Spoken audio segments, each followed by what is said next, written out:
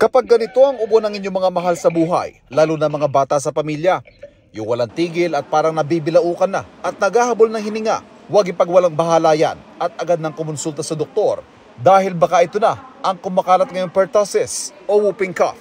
Kapag hindi naagapan, maaari ito magresulta sa komplikasyon na kamamatay, lalo na sa mga bata at sanggol.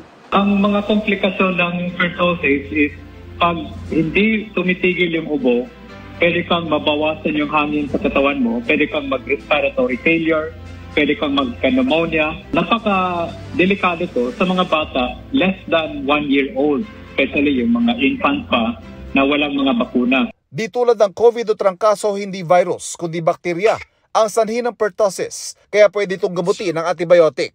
Pero tulad din ng COVID, ang paraan ng hawaan dito, respiratory droplets na lumalabas sa bibig at ilong sa pagbahing o pag-ubo. Dahil dito inirekomenda ni Dr. Solante na bilang dagdag proteksyon, lalo na sa mga lugar na maraming kaso ng pertussis, ang pagsusot ng face mask sa mga paaralan. Hindi rin ligtas dito ang mga matatanda na bagamat hindi makakaranas ng matinding mga sintomas, ay maaari namang makuha ang bakterya at makapanghawa. Isa yan sa mga source ng infection ang adult din. So kaya importante sa mga adult din, pupunta din sila sa mga doctor sila na especially yung mga may mga edad na magpabakuna rin para at least protected at hindi magkasintomas at hindi makakatransmit sa mga bata.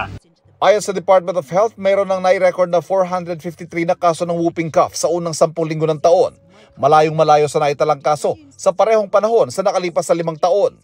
Sa Quezon City, unang 3 buwan pa lang ng 2024, mahigit 20 kaso na ang whooping cough ang naitatala.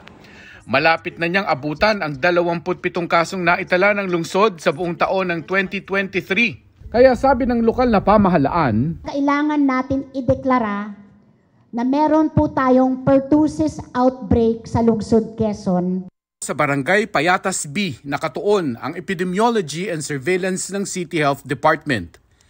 Hindi sinasabing dito nagsimula ang impeksyon, pero dito napaulat ang case number 1 ngayong taon. Magkambal po sila, no? So nagkaroon na rin po ng simptomas yung kakambal niya, no? So on March 8, the twin sister also tested positive for the pertussis. Naghahawa na yung kakambal. So unfortunately, ang isa po dito ay namatay.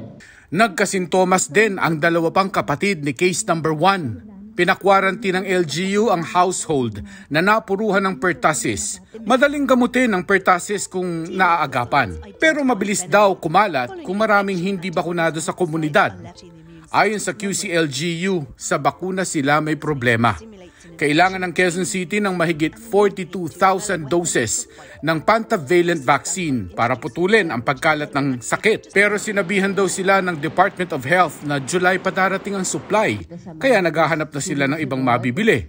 Kung meron naman kasing supply na available ng pentavalent vaccine, hindi po tayo magde-declare ng outbreak because that means that we can easily control the situation. Para sa GMA Integrated News, ako si Mark Salazar. Ivan Mayrin na nakatutok 24 oras.